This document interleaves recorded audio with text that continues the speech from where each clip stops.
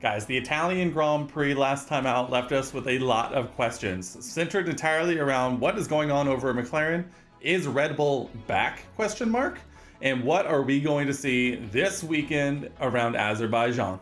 What's going on, guys? Welcome back. We're here to make our predictions for what's going to happen this weekend in Formula One in Azerbaijan around the Baku street circuit. This is slowly becoming a very interesting race weekend, mainly I think just because of the actual technical skill that a track like this actually requires, especially with a lot of tire management and extremely long straight, forcing teams to find a right balance between straight line speed and downforce, with the obviously many of the other, I think it's sector 2 that has the castle section, a lot of those slow to medium speed corners. There is a lot of questions these teams have to ask, but we are here to talk about what we think they're going to do, who's going to do well, who's going to not do so well. Let's find out. Let's jump on into our predictions for the Azerbaijan Grand Prix. Let's jump in exactly where we always do, our pick for biggest positive surprise this weekend around Baku. And I'm going with not a very surprising pick whatsoever. I'm going with Charles Leclerc this weekend. I know Ferrari's had a very interesting time, and I know Charles always seems to do well around Baku. I think this could be another weekend, as we've seen in years past, where even if Ferrari is kind of struggling, Charles just always has a little bit of magic around Azerbaijan. Who can really talk about what that really means? But I think after a okayly disappointing Italian Grand Prix on home soil, I think we see Charles bounce back in a big way, into back on the podium, and look much, much, much better this weekend than in rounds past.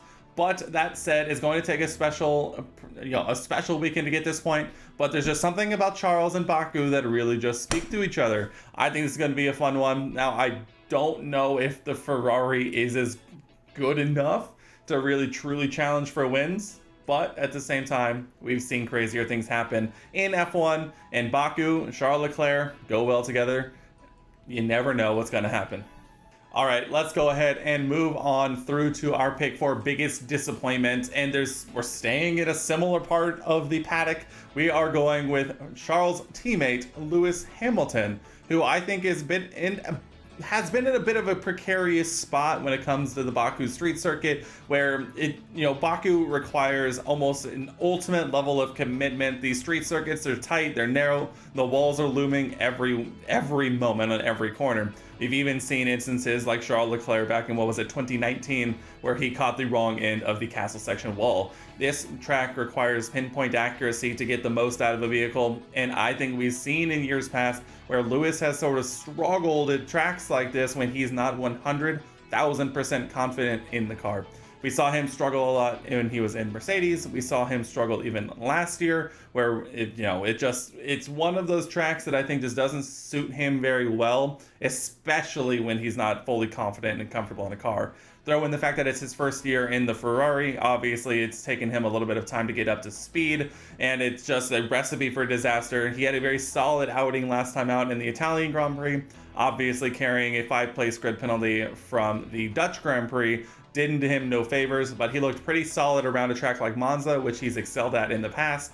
I bet we probably see a bit of a return to the means, and we might even see him fighting down in the lower end of the points spectrum. Time will tell, but this is just a bit of a judgment call, where I think as good as Charles is, for my biggest positive surprise, I think we've seen in years past where Lewis struggles at a track like Baku, and even struggled to the point where he's fighting Hasses for points in years past. And so I think we could see a bit of a step back from Lewis in this one. I don't think it's going to be disastrous, but I think we'll see a big step back, and I think he'll be thoroughly beaten by Charles Leclerc this weekend overall. So it pains me to say it, because I would love to see nothing more than him really start to gel with a car, but with only a handful of rounds remaining in this season, I would not be surprised if we've started to see the bit of the creep in the back of his head to start looking forward to 2026.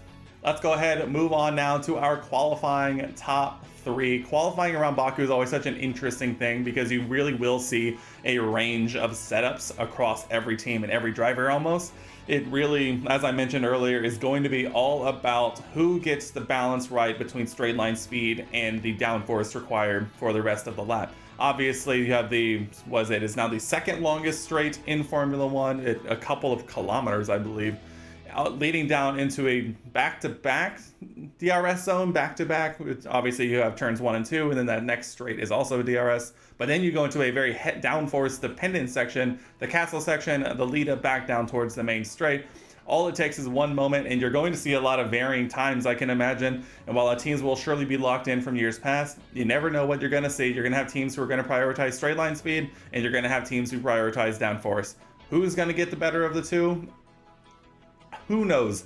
But whoever does is going to be strong, and whoever picks one over the other might be a little more annoying than most. But let's go ahead. Let's kick things off with our qualifying predictions in P3. I'm going with Lando Norris, P3 in Azerbaijan. We've seen moments this season where Lando's qualifying has let him down. It seems like a track like Baku could cause those problems. We've seen in years past Lando having issues, and I believe, was it last year where they were knocked out in Q1? If not last year, then it would have been the year before that in Oscar's first season. It was an instance where all it takes is one moment, and we've seen qualifying let Lando down in the past. I'm not saying that's going to happen again. Obviously, I have him in P3, but at the same time, if there was a track that Lando has struggled at least a little bit, I think it is Baku. I think the McLaren's still good enough to put a P3, but I would not be surprised if there is a moment that sort of holds him back from truly challenging for pole position. As we move on now to P2 in my qualifying picks, and I'm going with Charles Leclerc. As you could imagine, Charles went on and on and on about it in my biggest positive surprise, even touched on it a little bit in my biggest disappointment.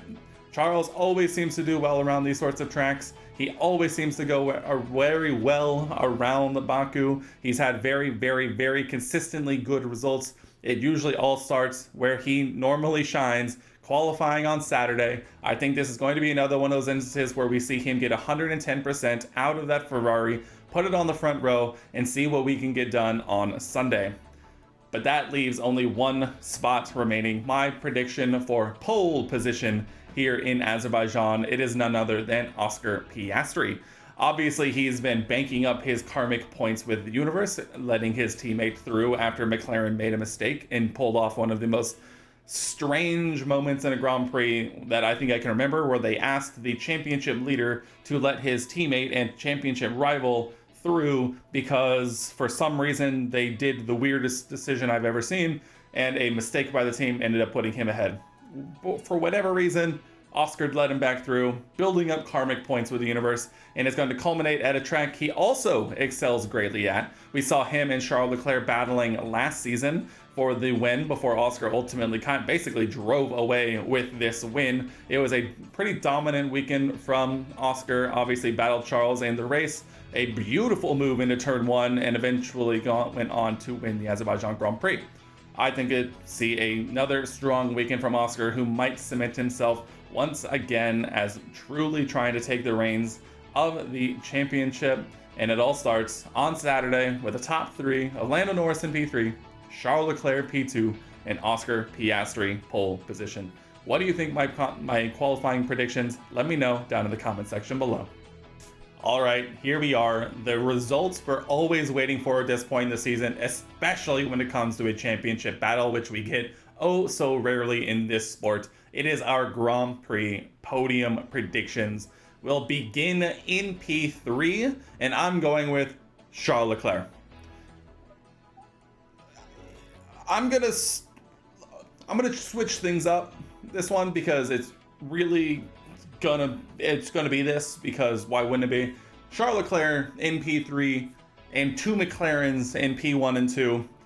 P3 for Charles Leclerc is effectively a race win. I know that we saw Max win in Italy. Monza is such an outlier track for this reason, where the setup requirements are so different, where it's almost impossible to equate that anywhere else. At the same time, Charles Leclerc getting P3 in Azerbaijan with 2 McLarens ahead of him is basically as good as it's going to get at a track like this. I fear the McLaren is going to bounce back. The Monza setups are so outlier-ish, where you really couldn't see them flex the advancements and how far ahead they really were, just based on the setup requirements for that track. Going back to a more quote-unquote traditional track like Baku, I think we'll see the McLarens flex again. And what a reminder, in case anyone's forgotten, the McLaren is by far and away the best car on the grid, and so we're not going to sit here and I'm getting out ahead of it, can you tell? We're not going to pretend like getting third isn't a good result for Charles. P3 will be a fantastic result for Charles, qualifying in front of a McLaren, starting on the front row, finishing P3 is a great weekend for Charles, who's really struggled, I think, at points to put together those sort of consistent weekends from moment to moment. We've seen flashes of consistency, and we've seen flashes of consistency, flashes of speed, and flashes of of optimism. Think back to like Hungary, where he was truly challenging for the lead and for the win, until obviously the second half of the race came about and his pace off a cliff. I think this is going to be a good opportunity for Charles to really get a good consistent weekend from Saturday to Sunday, put in a good result, finish P3, get a podium in Baku like he is so want to do in recent years, and I think that's a great result for Charles. Caveat completed. As we move on to P2 in my podium predictions, I used a lot of this video to talk about why I think Charles is going to do well, and if he doesn't, boy, this whole video is out the window, I promise. P2 in Azerbaijan around Baku is Lando Norris. I think this is going to be another one of those instances where Lando potentially not getting as good a start as we've seen him get in the past, potentially having to battle Charles Leclerc for the position of P2, ultimately allowing Oscar to build and generate that gap, which Lando is then unable to close up. We've seen how well Oscar does around Baku from last season. He has a better car under him, more confidence, and he has a world championship to fight for. This could be a weekend where we see Oscar, grab hold of that advantage and never let it go. That will come at the expense of Lando Norris and Charles Leclerc, who are going to be battling potentially for P2 in this one, before ultimately Lando getting the better of Charles just for the sheer fact that he has the McLaren under him, and Charles has a Ferrari, which you never know what it's going to do from stint to stint. Lando getting P2 in this one might be the best case scenario should this result play out as I've described it here. P2 would be fine. He would lose a little bit of ground, but there's a weird math if you really factor in what happened in Italy. I think this will probably be, I mentioned the karmic balance that Oscar is building up. I think this will be sort of that grand equalizer from from Lando finishing in P2 and Oscar, who did the right thing in Italy, leading to a shocker Oscar Piastri win in Azerbaijan. This is going to be a fascinating round in terms of the championship fight. There are a lot of ways this weekend could go that would ultimately leave us more excited, more disappointed that the championship fight isn't closer, or continuing to kick the can down the road and waiting for the inevitable blow up between the two championship rivals. It's going to be an interesting session. It's going to be an interesting weekend because there's a lot of different ways this could go that ultimately lead to a lot of people going, I can't wait till next week. It's going to be a lot of fun. I cannot wait. That's a long-winded way to say my podium prediction: Charles Leclerc P3, Lando Norris P2, Oscar Piastri, your 2025 Azerbaijan Grand Prix champion. All right, after a lot of ranting about the top teams in the constructors, let's look elsewhere. It's our one crazy prediction for the Baku weekend, and I'm going close to home, and I'm gonna hate every moment of it, but I'm calling my shot. I'm calling a specific driver position finish. I am predicting for my one crazy prediction that Oliver Behrman, number 87 in the Haas, finishes P11 in the Grand Prix. This reeks of a weekend where we'll see Haas perform decently, but not get any points out of it and cause me physical pain. And so this is going to be my betting against the other side, playing devil's advocate against myself. Oliver Behrman finishing P11 will hurt my soul to measures I will never understand. We saw him finish in the points when he stood in for Kevin Magnussen last season, overtaking Nico Hülkenberg basically at the end of the race to end up grabbing P10. His first points scoring for Haas last season. He obviously scored for Ferrari. I'm rambling about Oliver Behrman because I just realized and processed the amount of ranting I did about Charles Leclerc, Lando Norris, and Oscar Piastri. I gotta talk about somebody else.